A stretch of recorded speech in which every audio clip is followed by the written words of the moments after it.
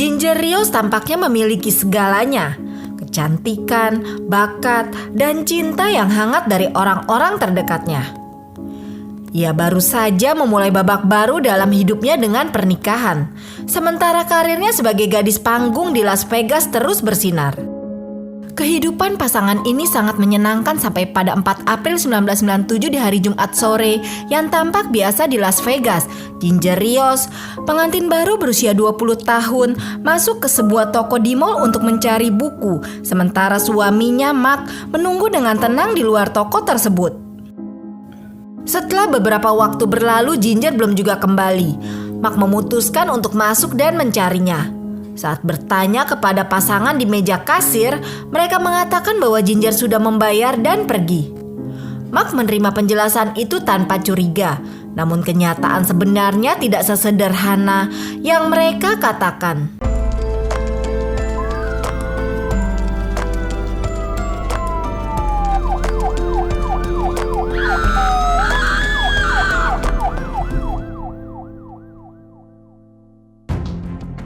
Bertindak dengan asumsi bahwa Ginger telah memutuskan untuk mengunjungi salah satu toko terdekat tanpa memberitahunya terlebih dahulu, Mark mengunjungi toko-toko di sekitarnya untuk menanyakan apakah mereka melihat wanita berambut coklat yang mencolok itu.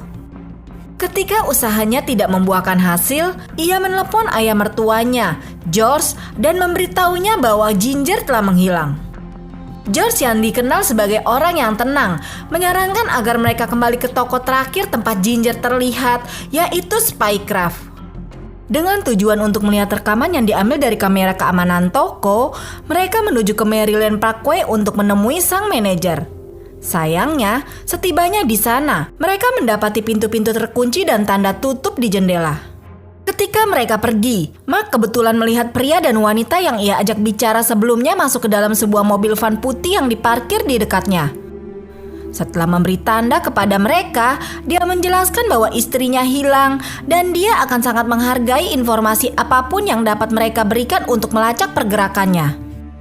Pasangan itu dengan bayi mereka yang berusia 10 bulan di belakangnya memberitahu dia bahwa meskipun mereka ingin membantu, mereka memiliki komitmen sebelumnya yang tidak bisa menunggu.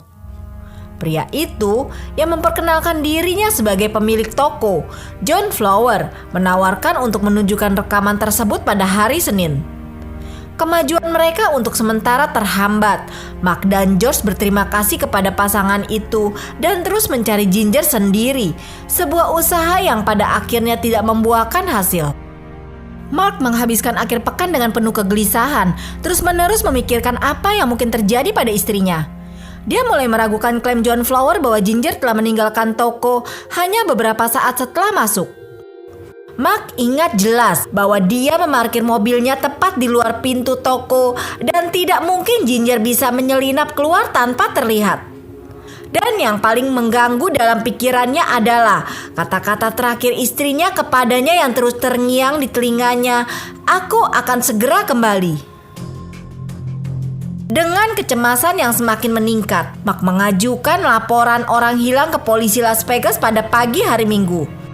Ia berharap laporan ini akan membantu mengungkap kebenaran di balik misteri yang menyelimuti Sabtu sore itu. Setelah mendapatkan laporan, petugas pun dengan cepat bertindak. Petugas yang ditugaskan untuk menangani kasus ini menghubungi Flower dan meminta untuk melihat-lihat tokonya. Karena sudah biasa dengan barang-barang aneh yang dijual di Spycraft, para detektif tidak berharap banyak dari toko ini. Selain berbagai buku panduan, toko ini juga menjual kamera tersembunyi, alat pembuka kunci, gadget untuk menghapus label keamanan, dan barang-barang lain yang meski tidak ilegal, tetap dianggap mencurigakan.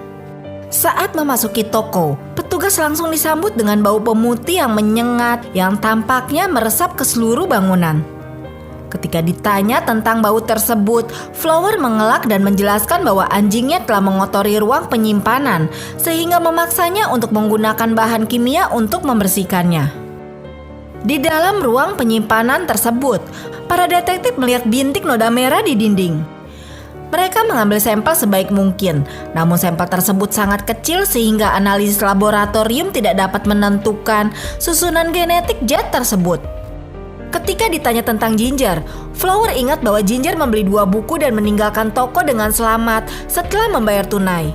Namun, ia tidak bisa menunjukkan tanda terima sebagai bukti. Flower juga mengatakan bahwa tidak ada yang aneh dalam rekaman CCTV pada hari kejadian setelah ia memeriksanya. Anehnya, pihak berwenang tidak pernah memeriksa rekaman itu atau mempertanyakan tindakannya. Karena tidak menemukan bukti kuat bahwa sesuatu yang tidak diinginkan terjadi di dalam toko, para detektif justru mulai fokus pada Mark. Mereka kesulitan menerima versi ceritanya begitu saja, mengingat dalam kasus seperti ini, pasangan seringkali malah akan menjadi tersangka utama.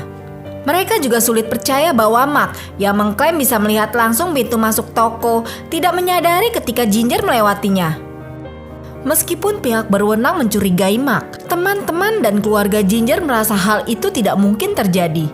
Mark sangat mencintai Ginger, dan meskipun pernikahan mereka masih muda dan mengalami tantangan, mereka bahagia bersama. Sementara itu, pencarian Ginger terus berlanjut.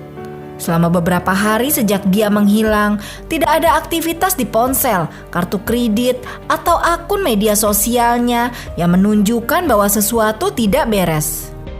Detektif menduga Ginger mungkin menjadi korban penguntit, mengingat dia sering menarik perhatian pria. Namun, dugaan ini tidak membuahkan hasil, sehingga mereka kembali memfokuskan penyelidikan pada Spycraft. Dalam beberapa minggu berikutnya, penyelidik di Spycraft semakin intensif, membuat pelanggan bertanya-tanya apa yang sebenarnya terjadi. Flower yang awalnya kooperatif mulai mengeluh bahwa kehadiran polisi mengganggu bisnisnya dan merusak reputasinya. Pada saat harapan sepertinya mulai pupus, pada tanggal 5 Mei, sebuah perkembangan mengejutkan terjadi. Di padang pasir Arizona, sekitar 6 jam dari tempat Ginger terakhir kali terlihat, ditemukan tubuh seorang wanita muda yang telah meninggal. Para detektif yang menerima laporan tersebut segera berangkat ke lokasi untuk melakukan penyelidikan lebih lanjut. Dengan penuh harapan bahwa ini bisa menjadi titik terang dalam kasus yang telah lama belum terpecahkan, mereka tiba di padang pasir Arizona, tempat ditemukannya tubuh wanita muda. Dari hasil pemeriksaan di tempat kejadian, petugas menemukan bahwa meskipun pakaian korban telah dilucuti, pelaku meninggalkan 2 cincin di jari-jari korban. Salah satu cincin memiliki 3 permata, sementara cincin lainnya bertuliskan huruf W atau M. Karena barang-barang di tubuh wanita tersebut berbeda dengan milik Ginger, identitas jenazah tetap tidak dapat dipastikan. Pihak berwenang berharap seseorang akan mengenali cincin-cincin tersebut dan membantu mengidentifikasi pemiliknya. Mereka merilis foto-foto cincin ke media lokal, tetapi meski penyelidikan terus dilakukan, tidak ada petunjuk baru yang muncul. Akibatnya, kasus ini kembali ke titik nol, tanpa perkembangan berarti dalam pencarian Ginger. Sekitar 3 bulan kemudian, detektif di Las Vegas menerima telepon yang mengejutkan dari seorang agen federal di Arizona. Agen federal menjelaskan bahwa dia sedang menyelidiki John Flower, seorang individu yang ternyata memiliki keterkaitan dengan kasus Ginger. Agen tersebut mengatakan bahwa John Flower terlibat dalam penjualan alat penyadapan ilegal dan perangkat sejenis. Namun kabar yang ingin agen itu sampaikan adalah kalau selama proses penyelidikan mereka, para penyelidik telah mewawancarai Cheryl, istri Flower, yang kemudian mengungkapkan bahwa dia memiliki informasi lebih lanjut tentang hilangnya Ginger Rios. Cheryl mengaku bahwa dia tahu lebih banyak tentang kasus tersebut daripada yang dia katakan sebelumnya, dan dia mungkin bisa memberikan petunjuk penting mengenai apa yang sebenarnya terjadi pada Ginger. Detektif Las Vegas yang menerima telepon itu bersemangat saat mendengar nama Ginger disebut. Ia meminta agen tersebut untuk menjaga Cheryl sampai ia bisa pergi ke sana. Beberapa jam kemudian, detektif tersebut tiba di Arizona dan langsung menuju lokasi tempat Cheryl ditahan. Setelah bertemu Cheryl, detektif menyadari bahwa kehadiran Cheryl bisa menjadi kunci untuk membuka misteri yang telah lama membingungkan mereka. Cheryl yang awalnya tampak ragu, akhirnya setuju untuk memberikan kesaksian lebih mendalam. Selain memberikan pengakuan kepada para detektif, Cheryl juga menawarkan diri untuk menuntun mereka ke tempat di mana Ginger dikuburkan sebagai bukti bahwa dia benar-benar mengetahui informasi yang relevan. Sebagai imbalan untuk menutup kasus mereka, Cheryl meminta kekebalan penuh dari tuntutan hukum. Menyadari bahwa mereka memerlukan bantuannya untuk menjauhkan Flower secara permanen, para penyelidik menyetujui persyaratannya. Dengan ingatannya yang sangat detail, Cheryl membawa polisi ke sebuah makam beton. Saat lempengan beton itu dibuka, ditemukan sisa-sisa jasad yang sudah membusuk di dalamnya. Berdasarkan pengakuan Cheryl dan tato di jasad tersebut, jenazah itu diidentifikasi sementara sebagai Ginger Riosz. Tes DNA kemudian memastikan bahwa artis muda yang menjanjikan itu akhirnya ditemukan.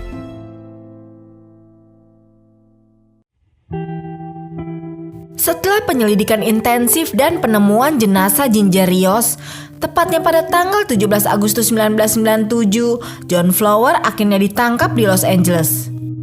Penangkapan ini menyusul penggeledahan mendalam di gudang toko Flower, di mana ditemukan jejak noda merah yang cocok dengan milik Ginger.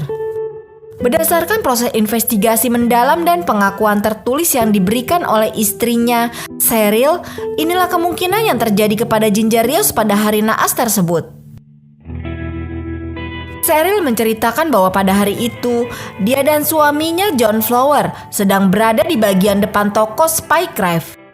Ketika Ginger Riosz masuk, Cheryl awalnya tidak merasa curiga.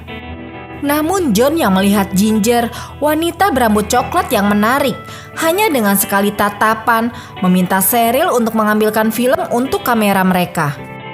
Karena terbiasa menjadi pelayan, Cheryl segera memenuhi permintaan John. Dia meninggalkan suaminya sendirian di toko dengan Ginger yang pada saat itu adalah satu-satunya pelanggan di toko. Cheryl tidak menyadari bahwa keputusan tersebut akan mengarah pada serangkaian peristiwa tragis.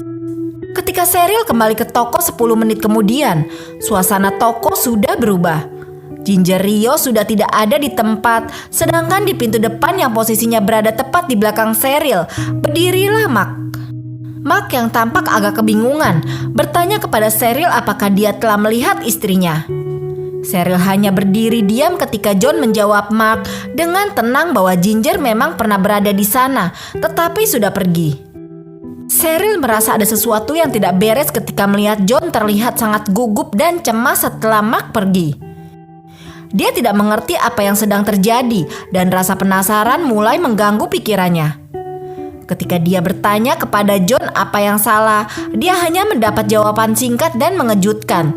"Saya melakukan sesuatu yang buruk." John tidak menjelaskan lebih jauh dan segera masuk ke dalam gudang, menutup pintu di belakangnya sambil memberi isyarat agar Cheryl tidak mengikuti. Namun rasa penasaran Cheryl semakin memuncak. Beberapa menit kemudian, dia tak bisa lagi menahan diri dan memutuskan mengintip melalui celah kecil di pintu. Apa yang dilihatnya membuat dirinya terkejut dan membeku. Di dalam ruangan yang gelap itu, terbaring seorang wanita berambut coklat yang sebelumnya terlihat sehat. Tubuhnya tergeletak di lantai, dikelilingi genangan noda merah. Dengan ngeri, Cheryl menyadari bahwa wanita itu adalah Ginger Riosz yang baru saja dilihatnya di toko tak lebih dari 1 jam lalu. Saat Cheryl masih menatap pemandangan yang tak masuk akal itu, John tiba-tiba muncul di belakangnya, meletakkan tangannya di lehernya. Dengan wajah yang hanya beberapa inci dari wajah Cheryl, dia memperingatkannya untuk tetap diam jika masih ingin selamat, demi dirinya dan bayi mereka. Setelah menutup toko pada hari itu, John langsung memulai proses pembersihan yang sangat teliti.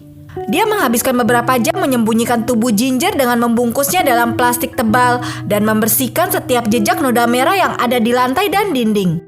Dengan hati-hati, John memastikan tidak ada bekas yang tersisa, berusaha menghilangkan segala sesuatu yang bisa mengaitkannya dengan kejadian tersebut. Ketika Mark dan Josh datang mencari Ginger, Cheryl mengikuti instruksi John dengan patuh. John dengan sengaja menolak membantu pencarian dengan alasan ada agenda yang sudah dijadwalkan. Padahal agenda itu sebenarnya adalah perjalanan bersama keluarganya ke padang pasir untuk menguburkan Ginger dengan cara mereka sendiri, jauh dari jangkauan polisi. Dan inilah yang terjadi selama proses penyelidikan dan persidangan. John Flower, yang ternyata adalah buronan bernama Craig Leslie Jacobsen, ditangkap di Los Angeles pada 17 Agustus 1997. Setelah penangkapannya, seorang remaja yang hampir menjadi korban melapor bahwa Jacobsen pernah tiba-tiba menggendongnya ke ruang belakang toko sebelum berhasil melarikan diri. Mantan karyawan John, Bernard, juga melapor bahwa ia bekerja untuk Jacobsen pada tahun 1996 dengan tugas memotret karyawan wanita berambut gelap. Petugas forensik yang memberi informasi pada petugas juga menginformasikan bahwa berdasarkan hasil forensik, besar kemungkinan motif John adalah motif seksual. Hasil pemeriksaan menunjukkan bahwa tubuh Ginger mengalami pelecehan bahkan setelah dia kehilangan nyawanya. Pada tahun 2008, polisi menerima laporan tentang hilangnya Christina Martinez sejak 3 Mei 1997. Tubuh yang ditemukan di padang pasir seminggu setelah hilangnya Ginger kemudian diidentifikasi sebagai Christina berkat cincin bertuliskan M miliknya sebagai singkatan dari Martinez. Ketika diinterogasi mengenai kasus Martinez, John mengaku bahwa Ginger bukan korban pertamanya. Dia juga mengklaim telah menghilangkan nyawa Mary Stoddart, seorang gadis berusia 18 tahun setelah hubungan asmara mereka berakhir. Menurutnya, dia menghilangkan nyawa Mary dalam kemarahan dan menguburkannya di padang pasir. Meskipun cerita ini tampaknya masuk akal mengingat rekaman jejak Jacobsen, detektif segera menemukan bahwa Mary Stoddart masih hidup dan sehat. Namun mereka terkejut melihat betapa miripnya korban Jacobsen lainnya dengan Mary yang menjadi obsesinya. Ada spekulasi bahwa John mengembangkan obsesi yang tidak sehat terhadap wanita yang memiliki kemiripan dengan Mary Stoddart. Fakta bahwa dia mengaku menghilangkan nyawanya, padahal dia tidak melakukan hal seperti itu, membuat orang percaya bahwa dia menghabisi nyawa Ginger dan kemungkinan besar Christina ketika dia melihat kemiripan mereka dengan remaja yang dia lepaskan dari jemarinya. Perlu dicatat bahwa remaja yang diceritakan dicengkram dan dibawa ke gudang oleh Jacobsen sebelum berhasil melarikan diri memiliki tubuh ramping dan rambut hitam panjang bergelombang yang sama dengan Mary, Ginger, dan Christina.